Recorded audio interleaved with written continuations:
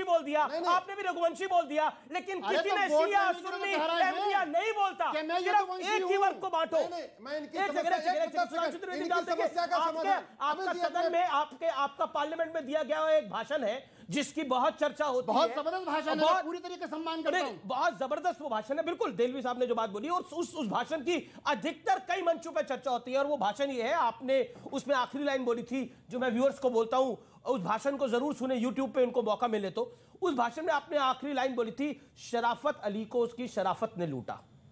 क्या मायने हैं? देखिए, मैं ये कहना चाहता हूं, जैसे इन्होंने कहा कि सच्चर कमीशन ने की रिकमेंडेशन में आया कि इनकी कुछ जगहों पर स्थिति दलितों से बदतर हो गई, पंचर लगाने लगे। पर मैं आपसे पूछना चाहता हूं, जो मैंने बोला था पार्लियामेंट में, जब ये देश आजाद हुआ 564 रियासतें थीं। ये बताइए, कोई पारसी रियासत थी? नहीं। कोई जैन रियासत थी? नहीं। कोई क्रिश्चियन रियासत थी? नहीं। कोई यहूदी रियासत थी? नहीं। एक दो महाराजा पटियाला छोड़ दो सिख रियासतें भी नहीं थी, पर लाइन लगा के मुस्लिम रियासतें थी। नवाब पटौदी, नवाब भोपाल, नवाब जूनागढ़, नवाब हैदराबाद, नवाब लखनऊ, बड़ी बड़ी रॉयल फैमिलीज थी। और फिर भैया पंचर लगाने तक आ गए 63 साल में।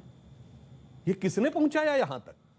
मैं आपको ईमानदारी से बताना चाहता हूं जनाब, आप दोनों लोग पढ़े लिखे समझदार हैं। 1931 का सेंसस, चूंकि कास्ट के आधार पर, चूंकि इन्होंने यादववंशी और सारा बोला था, उसमें देश की साक्षरता दर है 7%, 8%, उत्तर प्रदेश की है 7%।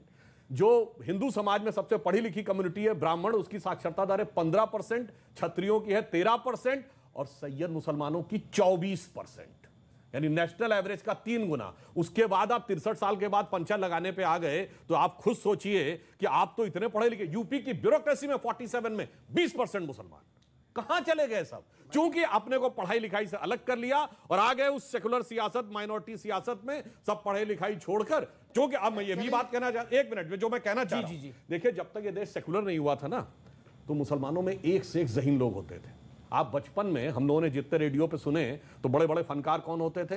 कैन उस्ताद अमजद अली खां, उस्ताद बिस्मिल्लाह खां, उस्ताद बड़े गुलाम अली खां, बड़े बड़े जितने भी नगमा निगार होते थे, चाहे वो हजरत जयपुरी हो, शकील बदायूनी हो, और ये जिगर मुरादाबादी हो, वगैरह वगैरह। अब जब से सेकुलर हो गया, तो अबू सलेम, छोटा शकील, मुख्तार अंसारी, याकूब मेनन, इशरत जहां, फलाने, यही हो गए। इसलिए मैंने कहा ये क्यों हुआ?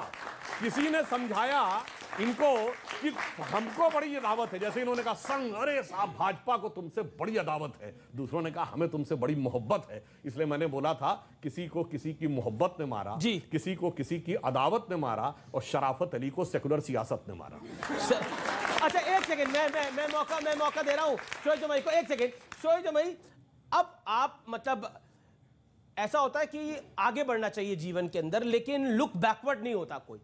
आप हिजाब की वकालत करके, 3 तलाक की वकालत करके, 370 का रोना रोकर, बाबरी मस्जिद का रोना रोकर, आप लोग चाहते हैं कि लुक फॉरवर्ड हो जाए। क्या आपको लगता नहीं है कि आपको भी सोचने की आवश्यकता है कि आपके यूथ को क्या चाहिए? आपके यूथ को क्या बाबर की मस्जिद चाहिए? जवाब होगा नहीं। क्या आपके यूथ को हिजाब चाहिए? जवाब होगा नहीं। आप आगे क्यों नहीं देखना चाहते?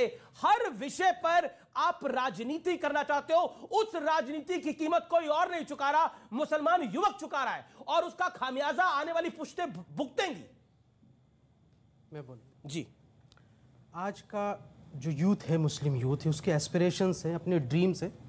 आपने कहा कि मैं उसको रिप्रेजेंट करता हूं। मैं खुद भी यहाँ से मुस्लिम यूथ कम्युनिटी से हूँ, और हमने पीएचडी की और सारी चीज़ें पढ़ाई की। सवाल ये होता है कि आज मुझे एक बड़ा विरोधाभास दिखता है भारतीय जनता पार्टी की जो सरकार है और जो नेता है, जैसे अश्विनी उपाध्याय को आप बीजेपी का नेता कह रहे हैं, तो मुझे ऐसा लगता है कि पहले एडवोकेट हूँ। ठीक है, एडवोकेट, भारतीय हूँ साहब, ठीक है। मैं ये विरोधाभास को देखिए, इन्होंने कहा कि भाई यहाँ से कि भाई माइटी कमीशन को खत्म कर दिया जाए, जो बेनिफिट्स दी जाती है यहाँ से कैटेगरी के बुनियाद पर उसको खत्म कर दिया। मैं ये समझता हूँ कहीं ना कहीं एक सोच पनप रही है कि जो ओबीसी को आरक्षण मिला, जो एससी एसटी को आरक्षण मिला, जिसके बुनियाद पर उनका सोशल रिलीजियस जो यहाँ से सोशल, ये नया खेल खेल रहे हैं आप, ये नया खेल खेल रहे हैं। देखिए, ये नया खेल खेल रहे हैं, और ये गंदा खेल है। ये बोल रहे थे, मैं कुछ नहीं, बिल्कुल आप गंदा खेल खेल रहे हैं। अरे बोलने दीजिए, पत्थर फेंक रहे हैं, पत्थर मत फेंकिए। पत्थर कौन फेंकता, सबको पता है, प्लीज पत्थर मत फेंकिए। मैं अपनी बात कर लूं भाई, पत्थर हटा दो। देखिए, सवाल ये होता है कि इस देश के निकले हुए पत्थर होंगे जो हटा रहे हैं आप। नहीं, सामने से आए ना। जी। मैं ये कह रहा हूं कि इस देश में सिर्फ आंकड़ों यानी संख्याकी की बुनियाद पर किसी को बेनिफिट्स जो कि एजुकेशनल बेनिफिट्स है, ज्यादातर नेशनल माइनॉरिटी कमीशन के जो बेनिफिट्स है वो एजुकेशनल बेनिफिट्स है, वो संख्याकी की बिल्कुल बुनियाद आपकी पर नहीं सही है मिला बात रहे क्योंकि ना, कुछ उसके जहां आंकड़े हैं। हिंदू मैं अल्पसंख्यक है, अभी वहां जस्ट उसको